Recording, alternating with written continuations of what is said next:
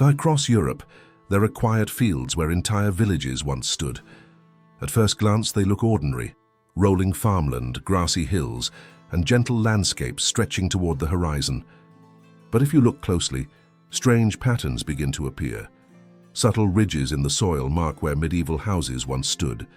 Shallow lines trace the paths of long vanished streets. These faint shapes are the last echoes of communities that disappeared nearly 700 years ago. What happened here? Why did entire villages vanish, leaving almost no trace behind except scars in the landscape? In many cases, the answer leads back to one of the most devastating events in human history: the Black Death. But modern research suggests something even more surprising. The story behind these abandoned villages may not begin with disease. Instead, it may begin thousands of miles away, with a massive volcanic eruption that changed the climate of the planet. Before we go further, I'm curious, where are you watching this from today? Leave a comment below with your country or city.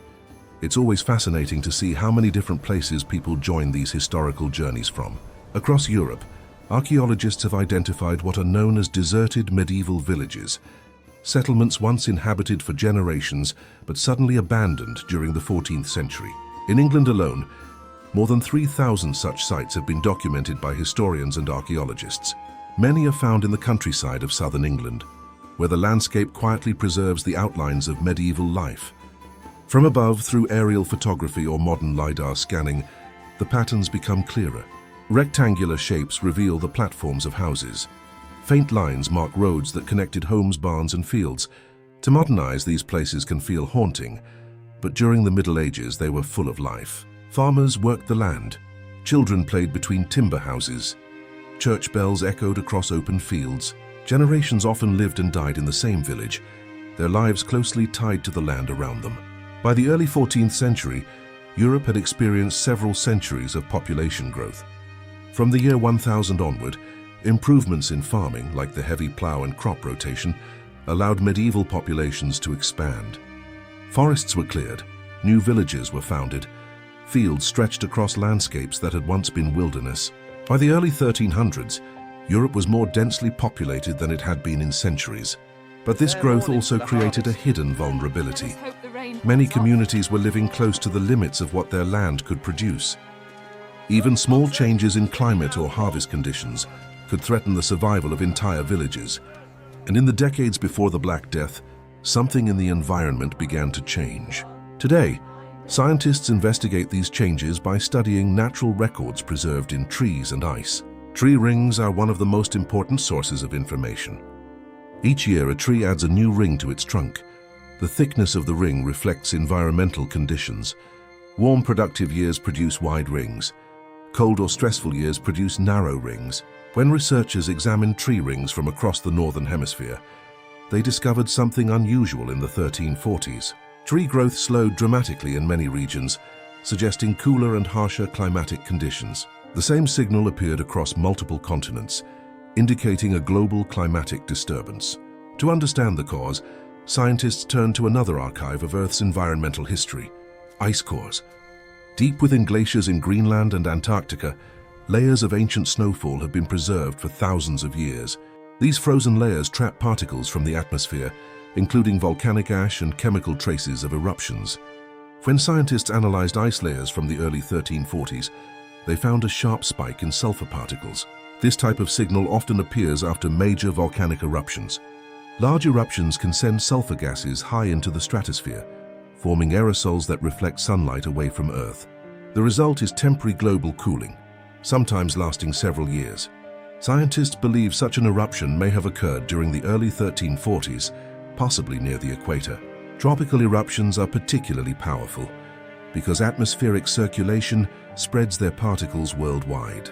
For medieval societies dependent on agriculture, even small temperature changes could have serious consequences. Cooler temperatures shortened growing seasons. Excess rainfall flooded fields and damaged crops. Historical records from the mid-1300s describe exactly these kinds of difficulties. Documents from England and France mention wet weather, poor harvests, and rising food prices. For rural communities already living close to subsistence, these pressures could quickly turn into crisis. Cities faced similar challenges, and increasingly depended on imported grain from distant regions. One of the most important grain suppliers was the fertile land surrounding the Black Sea. Merchant ships carried wheat and other goods across the Mediterranean to European ports. But these ships carried something else as well. Rats. Where ships traveled, rats followed, and with them came fleas. Some of those fleas carried a deadly bacterium, Yersinia pestis, the bacterium responsible for the plague. In 1347, the Black Death arrived in Europe, most likely through Mediterranean trade routes. From ports like Messina, Genoa, and Venice, the disease spread rapidly across the continent. Within months, entire cities were overwhelmed. Between 1347 and 1351, the pandemic swept through nearly every region of Europe. Some areas lost a third of their population, others lost half. Entire villages disappeared. When large portions of rural populations died, the agricultural systems that sustained them collapsed. Fields went uncultivated, houses were abandoned. Survivors often moved to towns in search of work or safer communities. Over time, abandoned buildings decayed and villages faded from memory. Yet the land itself preserved their outlines. Today, archaeologists can still see these ghost villages etched into the landscape. Subtle ridges mark the foundations of houses. Shallow depressions reveal ancient roads. The earth quietly remembers what history forgot. If you're enjoying exploring these hidden stories of the past, consider subscribing to the channel.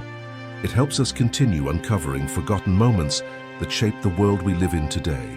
The story of these abandoned villages shows how environmental change, trade networks, and disease can combine to reshape human history. A volcanic eruption, a shift in climate, and a microscopic bacterium. Together, they created one of the most transformative events the world has ever seen. 7 centuries later, the silent fields of Europe still carry the memory of that moment.